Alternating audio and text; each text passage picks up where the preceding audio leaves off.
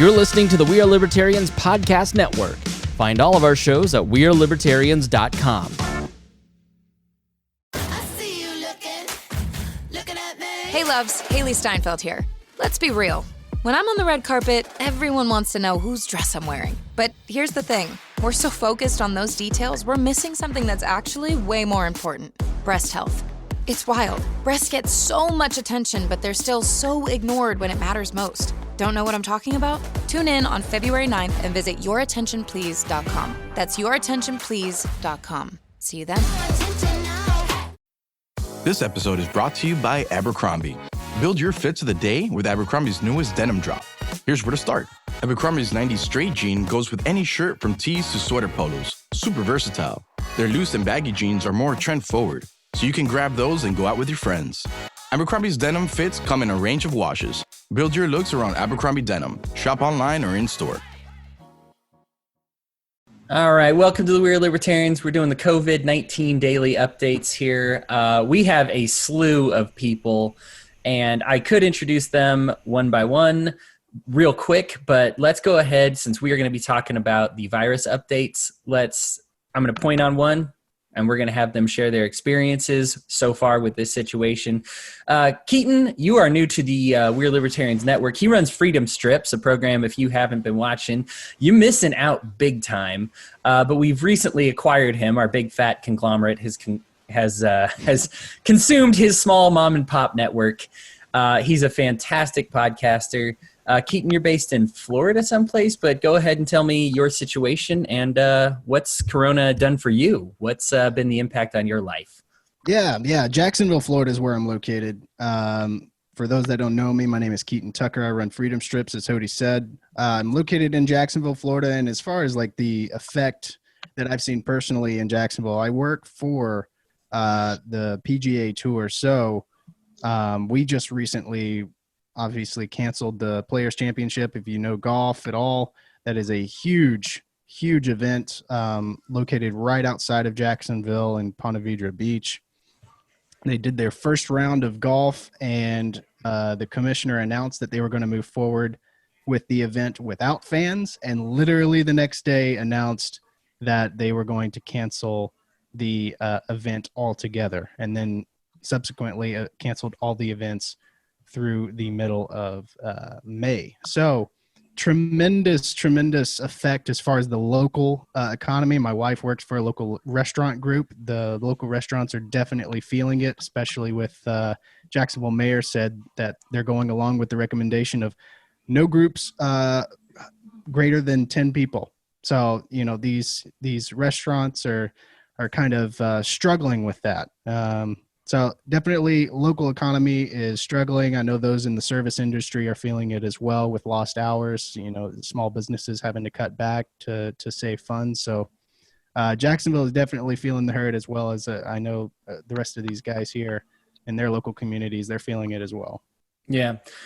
He might not have all day, so I do want to go to, you'll know him and love him, Chris Spangle in Indiana. Chris, what's been your personal experience with this? Well, I grew up going to St. Augustine, Florida, which is just a little bit south of where Keaton is, and it's one of my favorite places on earth. And my mom, we were going to celebrate her 60th birthday in St. Augustine. We had a condo there growing up, and so we were going to go back, and my mom is likely to cancel that trip. This is the first family vacation that we were going to have since probably in 20 years at least. So disappointed about that but that's a few $1,000s that the community of St. Augustine's going to lose. I've personally lost gig income. You know, my main job is going to be safe. Thankfully, there are many generous people who continue to give to Patreon to help keep this afloat. Want to thank Reinhold, who upped from $25 to $100 a month, and he's now $100 a month subscriber to Patreon, as is Christy Avery and Craig DaCosta, and I'll pull that up and just give the full list here while I'm thinking about it. But it's been a wild week. I don't think that I've ever experienced anything like this, because I am everybody's at home and enjoying their sitting around. I've never worked harder because I work at a radio show, and so we're trying to get everybody to have the ability to broadcast that's on the show live to the studio. I'm about to start working from home. I'm an extreme extrovert, so I'm not looking forward to being stranded at home for probably several months.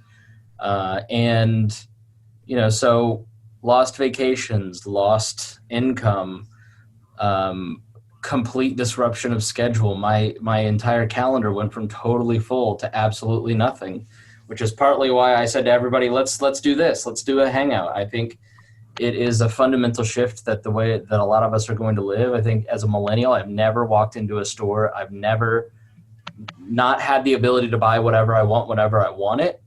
And as a student of history, I think we're about to live through a few months that most people in human history have experienced. We've just been blessed to not really have to deal with it. We've had abundance. We've had, we've had profitable careers, many of us. We've had protection, really, from disease in this kind of disease. I mean, this was a very common way of life for people. And I think we've been a very safe society since 1960, 1970 on for the majority of people. And it is, I think, very scary to a lot of people because they don't study history, they don't appreciate where they're at, and we're about to appreciate some of those smaller things more.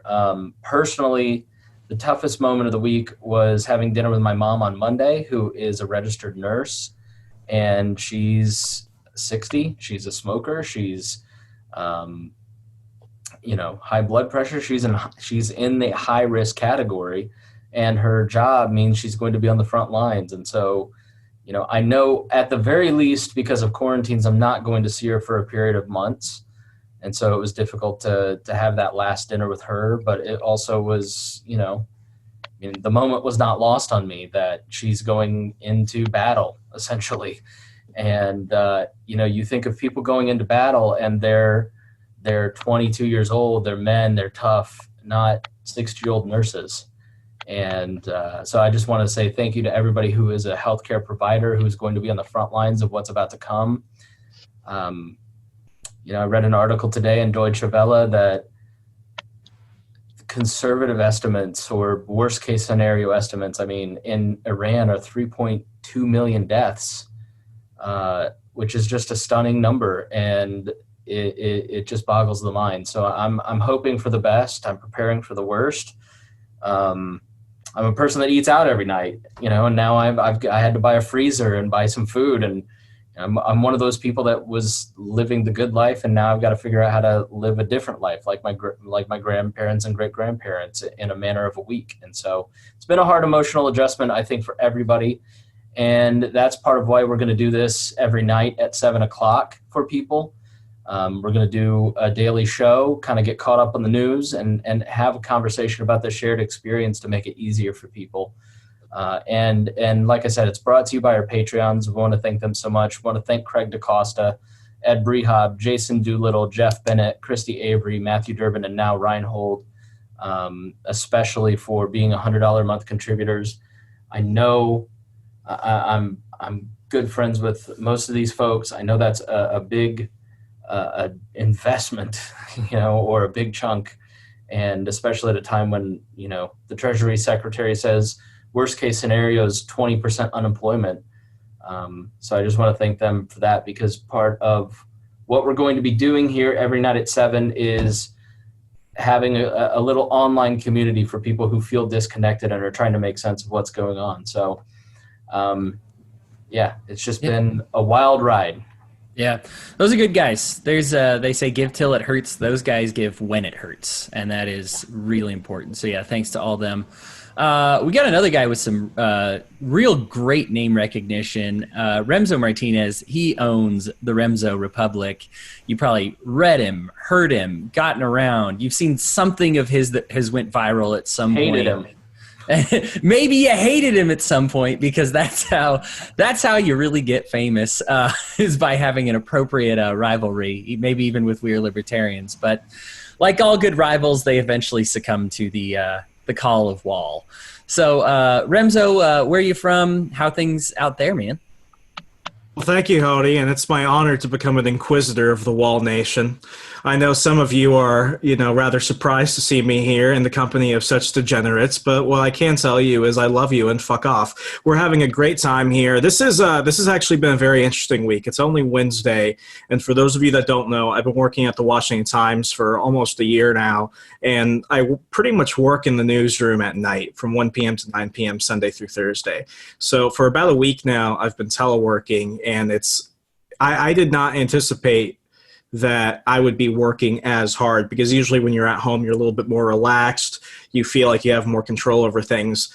Me and the rest of both the commentary team and the newsroom team have been tripling our output because of the amount of information and misinformation that's circulating amongst our population. And this has been a very trying time for journalism. I've seen a lot of people really excel, a lot of people really, answer the call when needed. And I've also seen a lot of people just do some, very questionable things that have been somewhat disappointing. But what I can tell you is that this is a moment for, I think, everyone in media. I don't think I've seen the type of behaviors, I have not seen the type of actions by so many people in the news world that could be comparable to that of how our nation was, not to draw too many comparisons to 9/11, where actual reporters are actually having to go out and gather information, wait on a story for a little bit if it means reporting it when they have the story straight. So this has been, it's been a hectic couple of days. I've been working a little bit more than my regular hours because my team has needed me. And even though we're all teleworking right now, I mean, it's been rather stressful because several weeks ago, I was not only working at CPAC, but I did meet with Senator Ted Cruz the Friday morning before President Trump showed up. So there was nothing stranger than me reading an email from Matt Schlatt from the American Conservative Union saying that somebody there had tested positive for coronavirus. And not even 3 days later, Senator Ted Cruz went into quarantine. So immediately I walk into the newsroom and everyone looks at me like, sup, patient zero. And after that, I was working from home. But I do have to really be thankful for what I have around me. I myself have had no sickness, no fever, no symptoms.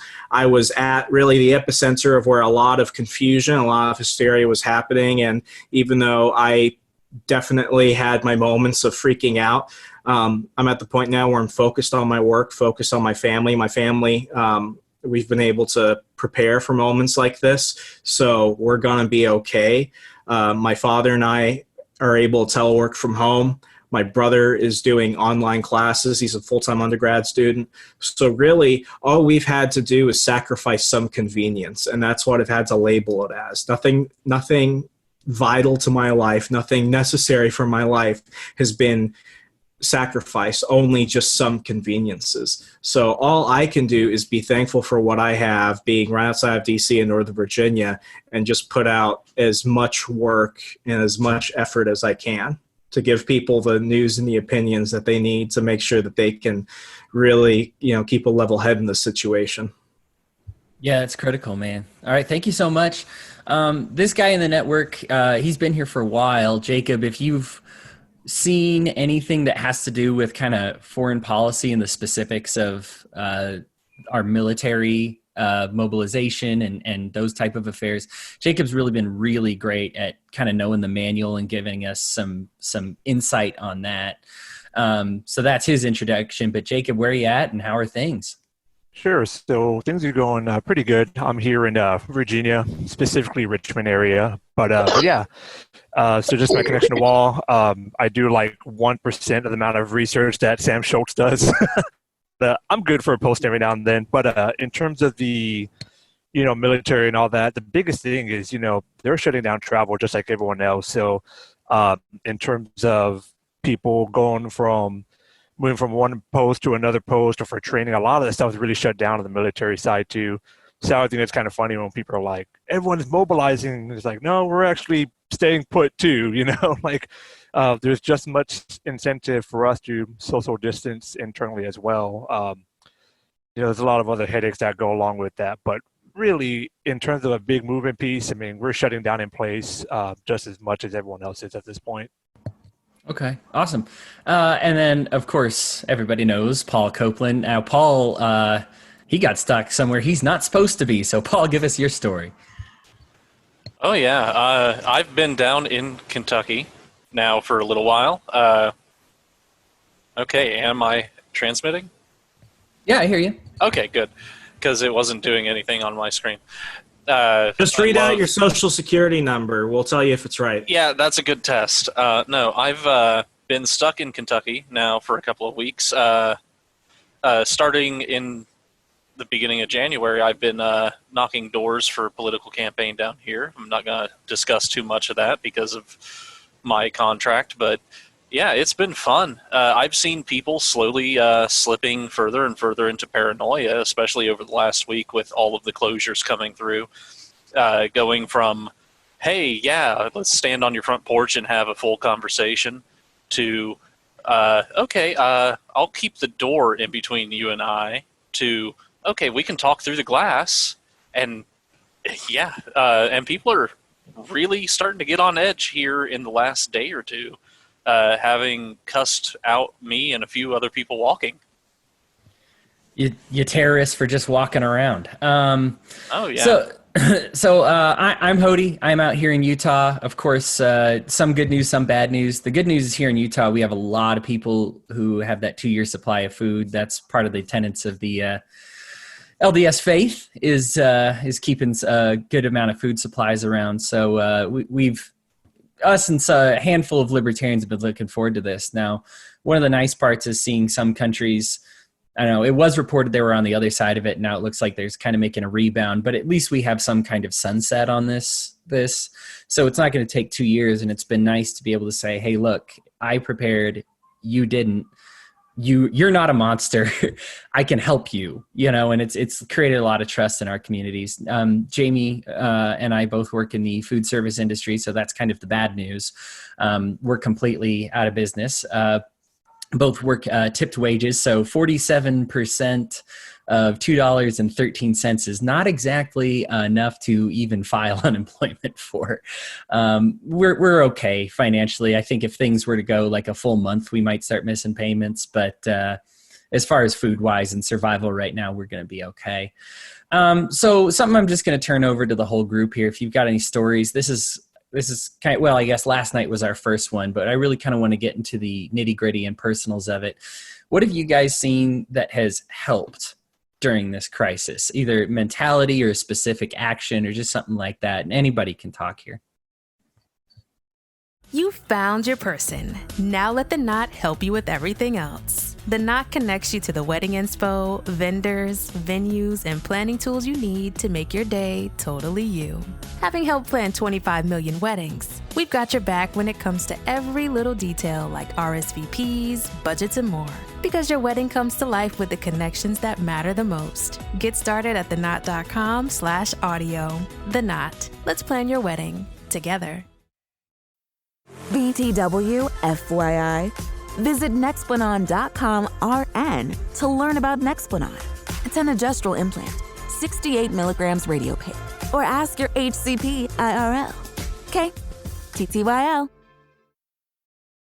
This episode is brought to you by Progressive Insurance. Do you ever find yourself playing the budgeting game? Well, with the Name Your Price tool from Progressive, you can find options that fit your budget and potentially lower your bills.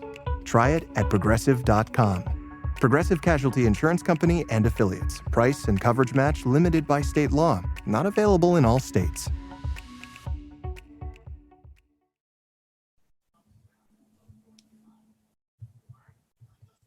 Anybody? Well, what's been hilarious is the whole toilet paper situation. I went to go fill up my car with gas on Monday, and this is around the time of the weekend when people were actually starting to notice that toilet paper was disappearing from the shelves. So I went to my local BJ's, and as I walked into the store, I found it ironic, the stuff that people were buying.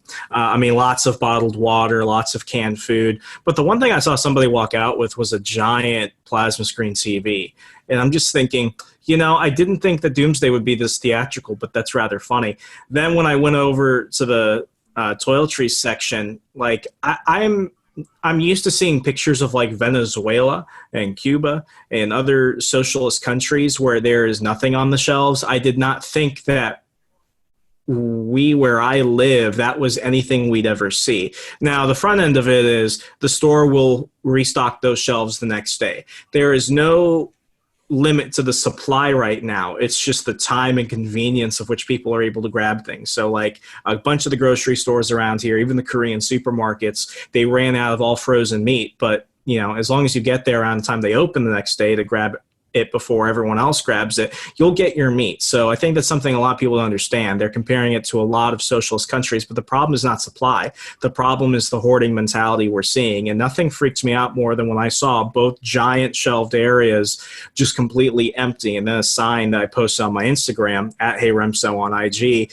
of the sign that said, we're limiting everyone to 2 packs of rolls. So you could go out with 8 individual rolls. So 8 rolls of toilet paper. And this guy came over and he stood next to me and he's like, man, I thought this was a joke. But the sad thing about it was the joke was on us. So then, I get home, everyone else in my family, I live with my family right now, they all went to different stores. And it was really funny seeing the items that we were coming back with. My mom just got a bunch of canned Spam and rice. My brother brought home energy drinks and protein powder. And my father, who was able to get, a lot more bottled water, canned foods and stuff, he got like 10 bags of Doritos, like the giant family packs. And I just looked at him like, who eats Doritos? And he was like, well, I saw somebody else grabbing a bunch, so I thought, maybe I should grab a bunch too, because maybe they're onto something. I'm like, and then you got to the car, and then he's like, then I got to the car and realized we don't really eat Doritos. So that was one of those moments where it's like, there's humor in everything.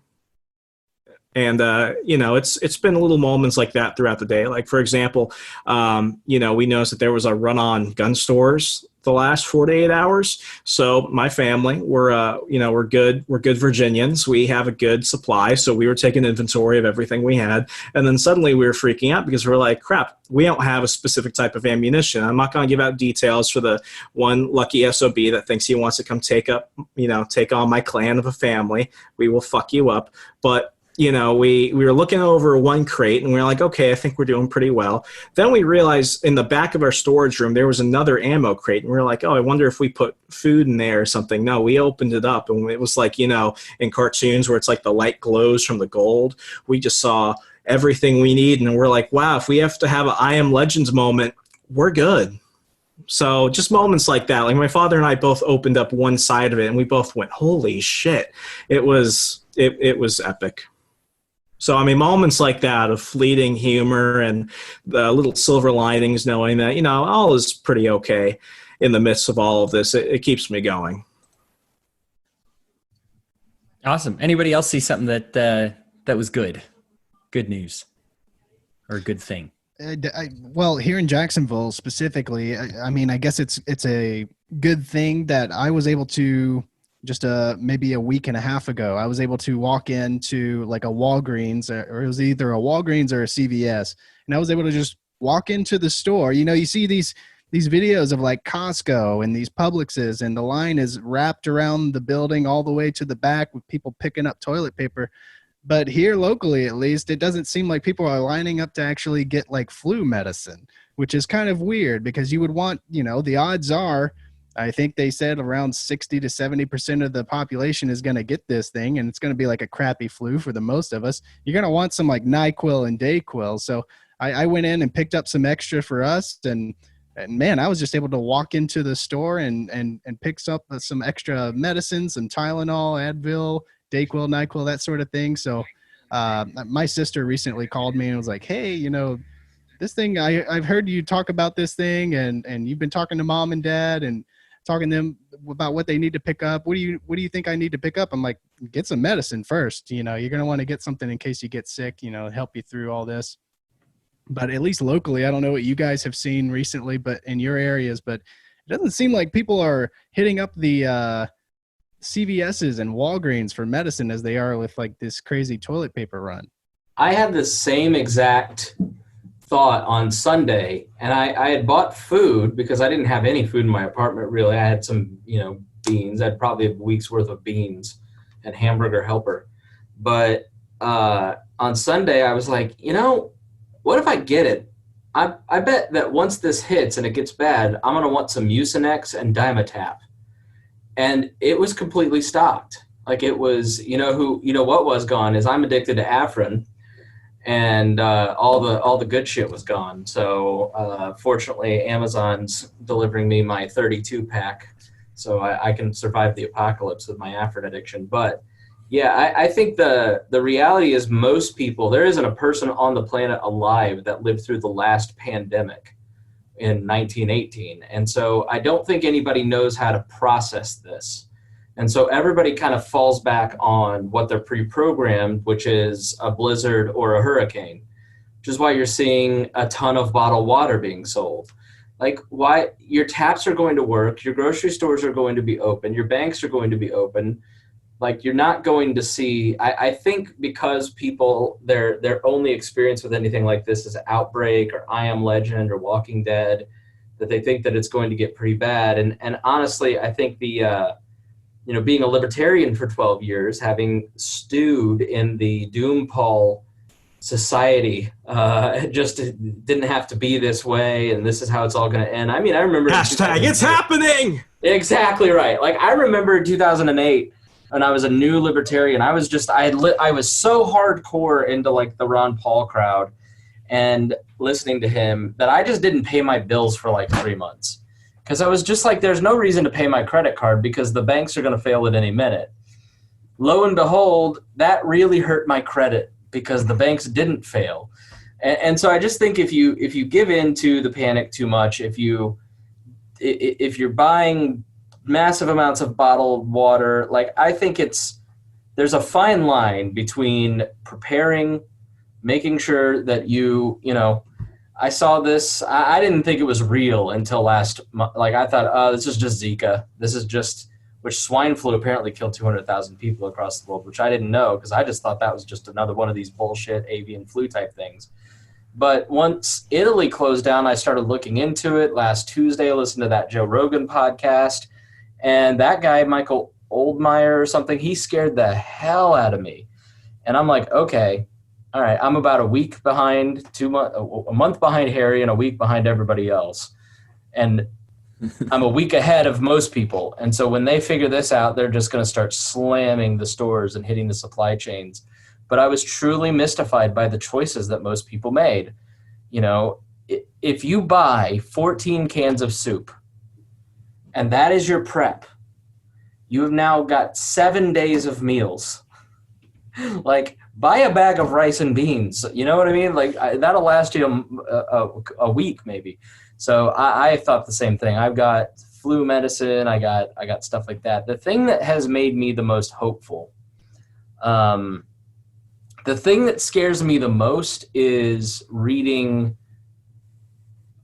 works by professional epidemiologists. And I'm wondering if they're like, am I reading the Peter Schiff of the epidemiology community? Am I reading the Ron Paul of the biology community? I never know. And some of that stuff has scared me, and I've got it printed out, but apparently Neil Ferguson at Hoover posted it. He wrote this article, and that's apparently the thing that woke everybody up. If you go to the group and you go to our tagged announcement where we're collecting links, I posted that PDF in there.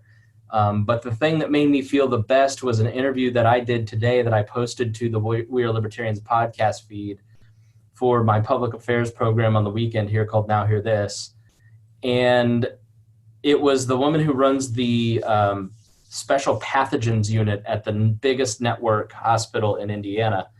And I just felt like she was so competent and she was so prepared, and she was like, yes, we have all these reserves and the state has been planning for this for 20 years.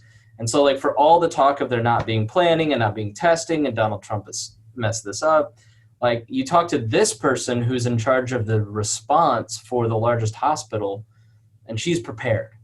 And she's like, we may have a chance to not be Italy here. So I thought I think finding information through the past week has both been really high and really low in terms of my emotions. But I just think learning about all this has been probably the most comforting through all of it. There's a ton of pressure to overreact or underreact to this problem in different ways. And I think that they want to push you into the camp of it's nothing and it's the sniffles and do nothing, or this is the end of times, like you said, Walking Dead type of scenario, and not real, and you lose perspective on it. I think this is something that kind of happened with global warming, and it's put us in this mentality: either you're a denier or you believe we need to put all businesses under government control. And it's like, well, I think there might be maybe more of a middle ground solution on this. Have you guys noticed that there's I've had some explosive fights even among close groups of friends. We have these groups of chats. Have you noticed a little bit more fighting, like more tension there? I mean, no, you fucking bitch.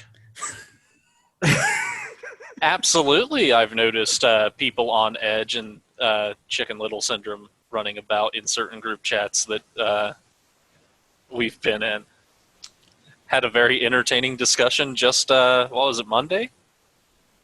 In the Wall coal mine? Yeah, that was great. Yeah. We've got our... Let's call it what it is. I think, Paul, do you think this is all bullshit, or like, what's your deal? You just seem to be... No, I think you are... I think you're misunderstanding my points that I've been trying to make, which is that people on their own are going to make informed or even uninformed decisions, and they're going to decide whether or not it's a risk that they're willing to take to go out to a restaurant or to go to the theater. And, staying open is a risk that the business owners themselves are deciding whether or not they're going to take or whether or not they're not willing to take. But I think the argument then, if I'm going to play devil's advocate, because I'll admit, Paul, I'm closer to your camp than anybody else's, is that what about those guys who went to the theater and then go to the grocery store? Those guys who went out, I think most of you guys are probably seeing spring break in Florida right now. They don't care, right? They just don't care. Yeah, I think the part of the problem, and that what we've kind of been privately discussing, because to be candid, openly discussing a lot of things right now, it's not that we don't want to do it, it's just that before we say anything out loud, we want to make sure that we understand what we believe. And so we've kind of been going back and forth about the mandatory closings. I think everybody, I wouldn't say everybody. I think that within even our circles, the debate has kind of been almost like you exist in a vacuum, and if you, like, the way that I look at this is that if you are going out to bars or you're on the beach, I think most of society as of today feels those people at the beach are irresponsible. I don't think they felt that way Monday or Friday. And this has been the most crucial week in terms of the spread of the disease.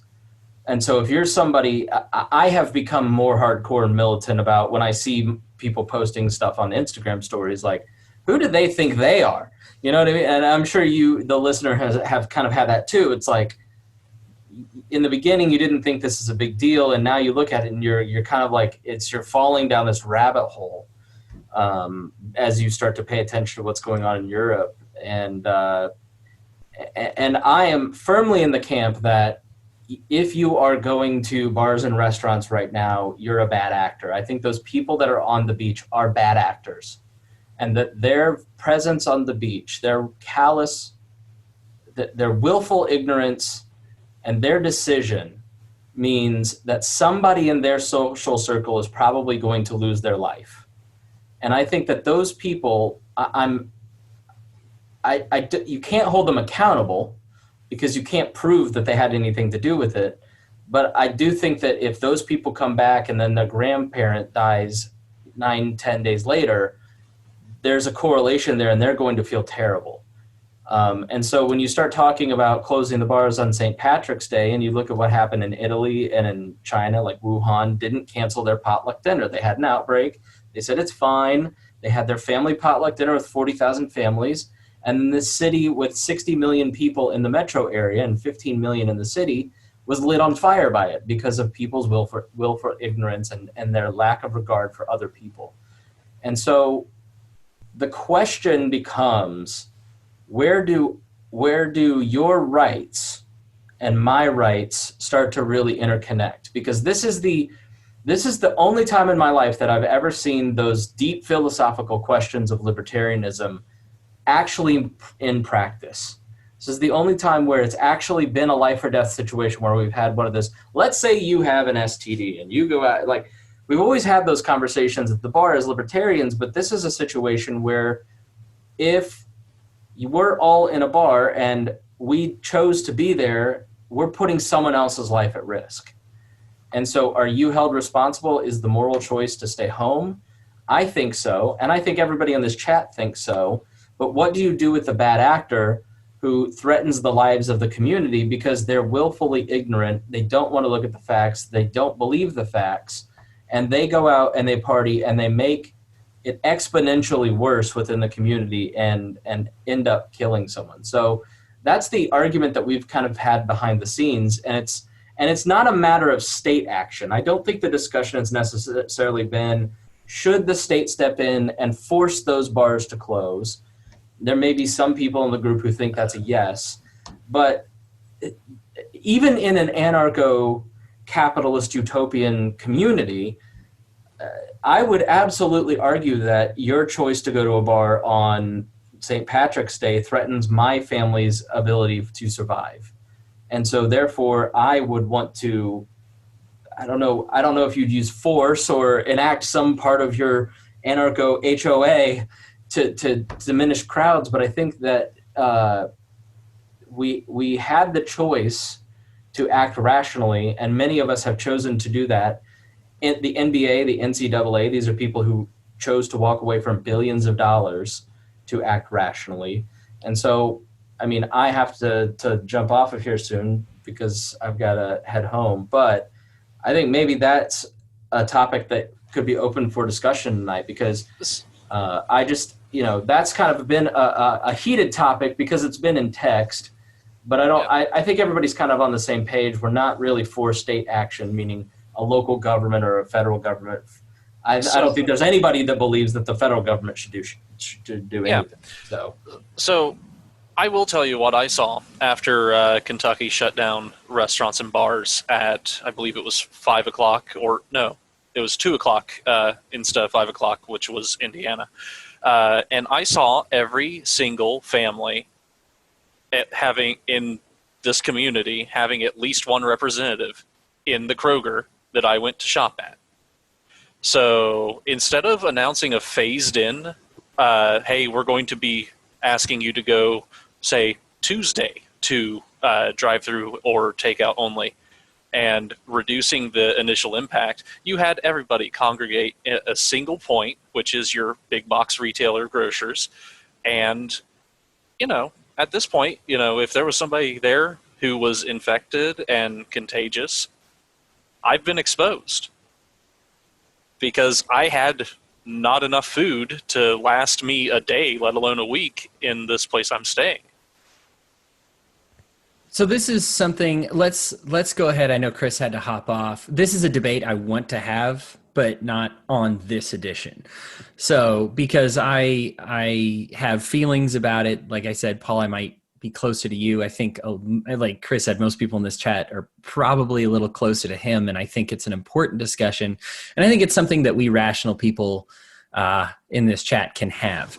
But I do want to give everybody an opportunity to kind of send off. I think we've got enough time for everybody. Chris had to hop off, but I want everybody to take about 2 minutes. And if you just want to get a message out there to anybody listening, to anybody on the network, we've got a lot of people commenting right now just saying they just needed somebody to talk to them about it, and it's been good. And so I just want everybody to take 2 or 3 minutes to just share your final thoughts on this. I guess we'll just share it in the same order we went. And Keaton, why don't we start with you? Sure. Yeah. I mean, I'm in no position to offer advice to anybody, but I'll give out the same advice that I gave to my own family. Obviously the best advice I've heard online is to treat this thing as if you have it already. Treat it as if you have it already. Keep your distance. Obviously, you don't want to get your loved ones sick. You don't want to get your family sick. The tricky thing about this virus is you can be carrying it and not show any symptoms for well over a week. So just, practice social distancing like they've recommended. But as far as if you haven't gotten supplies yet, get medicine first.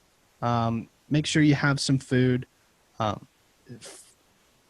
For the majority of people, if you're going to get this, it's going to be a crappy flu. It's going to suck. You're going to be out of commission for around 2 weeks. Don't worry about it. Keep the ones that are vulnerable in mind. Keep your distance from those people. Even if you don't feel sick, protect the ones that are vulnerable. Those would be my recommendations. Remzo. Yeah, so I mean, one of the things I always reflect on during any difficult societal problem is what Mr. Rogers said at Purdue University. I think it was Purdue commencement he spoke at, and he was referencing his mother. And basically, as a kid, Mr. Rogers remembers seeing something terrible on the news, and he was afraid. He was a child, so he saw things as a child, and he asked his mom, what do we do about this? And his mother said to him, don't look at the aftermath of the problem. Look at the helpers, because in every situation there will always be good people out there. I'm not trying to exaggerate when I say that this is the 9/11 of a new generation, but even through the midst of a human action like that, even though we're dealing with something that, it's an invisible enemy, we can't combat it with guns or traditional means. We're seeing bravery in so many people. Chris's mom, who is risking her own health to help people. We're seeing people working additional hours to make sure that the shops are, still stocked, and they're trying to give good customer service, knowing that they're having to be out of their home. The truckers that are working overtime, people that are offering to go grab milk and basic necessities for the elderly, stores that are changing their hours to accommodate people with weakened immune systems. What we're seeing right now is a great example of American bravery on a level that people only think they can really reference in near past, but now we're actually seeing it. So continue to look at that, and just continue to look out for the silver linings. I'm a giant comic book nerd, and my brother and I last Friday went to go see Bloodshot with Vin Diesel, which is, for the record, I'm a Vin Diesel fan, so I'm somewhat biased, but I think Bloodshot is his best movie. And as we were leaving the theater, and we were like the only people there, because at that point we were still kind of thinking, maybe this isn't that big of a deal. Then, a few days later, we're like, okay, this is a big deal. But my brother was asking me, he's like, all these movies are getting postponed and postponed indefinitely, and like people are freaking out about this. And out of nowhere, he's just like, do you think they'll put Bloodshot on demand pretty soon? And I'm like, it just came out in theaters last week. They're not going to put it on demand. I'm happy to be the person to announce this for any comic book and Vin Diesel fans, but Bloodshot is coming out on demand next week. So crazy, ridiculous things are happening right now. Little stupid things that people like me get excited about. So continue to look out for those acts of bravery, those acts of kindness, and just for the silver linings and the nuance of things that you wouldn't otherwise recognize. All right. And look forward to Bloodshot on demand. Sweet. And Bloodshot on demand. Vin Diesel! Jacob, go ahead. Well, I had three things, and one of them was exactly find the silver lining. So my silver lining has just been, I work a lot, long hours, and right now I'm basically told only come in if you have to. So I'm getting way more time with my daughter than I've had in a while. So, I mean, yeah, find the silver lining. If it happens to be, you're at home all day, and if you have a kid, like, great. That's time that I wouldn't have had before. So I got to find that. But, the other two things I would say is, one is control what you can control. Like, there's value in seeing the big numbers, like if I come across, 5 people and those 5 people, and it just exponentially grows, like, okay, there's a certain point where that information is good to know, but no longer useful for my day to day. So like, I personally need to do as much social distancing as I can do, but I can't sweat or overstress about other people not doing the right thing. You know what I mean? Like, I really got to focus on me doing right. And if everyone has that mindset, then collectively it should work out. So, and then finally, the third one I was going to say is, help where you can. I'm very fortunate that, like I think you said as well, Hodey, financially, like I'm pretty good right now. Like I'm not crazy hurting, but I know some of my friends are going to be. So, if you can, now's the time to have that conversation on the side with your friends, that, or, close relatives, and be like, hey, I know the bills are coming up on the first. Help where you can, oh, that was weird. Okay. Anyway, but yeah, so help where you can. And if that's the case that you can financially help somebody out, then, do it, not within the expectation to be repaid, maybe, just like, look, on the first, you are a waitress at fill in the blank restaurant. I know you're not going to be able to pay your electric bill. Like, I'll cover down on that. And, I think we're at that position right now where we really have to start looking to our left and right and just identifying those needs in our close circle of friends. Like, I cannot solve the U.S. economic issue, but I can solve my friend at church who has 4 kids. I can help there, So I think if we all do that, control, find the silver lining, I think that'll get you through the day at least. So that'd be my advice on it. Awesome. Thanks, Jacob. Paul, take us home. I think the most important thing that people can do right now is to understand their risk factors and the risk factors of those that they come into daily contact with. I'm not going to lie about, not being happy with the restaurant closures, the bar closures, all of that. I think it is draconian. But from my vantage point, I understand my risks. I'm young. I have relatively good health. I'm in the lower risk categories, and I don't come into contact with at-risk communities very often. But for me, taking a calculated risk is different than, say, Hodey in his job is going to have a lot of contact. I mean, it's you work at a certain buffet restaurant that is well known for having fearless patrons that are older. So, your risk factors are completely different. And I think everybody should just be mindful. You're not going to be able to mitigate 100% of your risks, but take the risks you can intelligently. Yeah, for sure. Yeah. So we got the chocolate fountain in my job. And if you guys are ever wanting to feel the coronavirus, just saddle on up and try it if you can find one that's still open. Yeah. So my final thoughts, I just think now's the best time to work on your conversation skills. I have found that I've got, I think everybody has different groups, right? You'd have different circles. And I have a group of like my brothers and our friends. And then I have, of course, the Weird Libertarians group. And then I have, work groups, and all of us, all 3 of those have gotten in kind of big fights, they've gotten personal. And right now I think we all feel like, oh, I have to cut off this leg, and I'm sorry that you're that leg, but I just have to cut you off for me to live, or this group is more important. And you can find yourself easily making an argument that says, I don't care about your grandma, and I don't care about the experts, or I don't care about the nurses, or I don't care about the people who are working at restaurants, or I'm just willing to sacrifice this group for that group. And that is not at all what has to happen here, especially in conversation.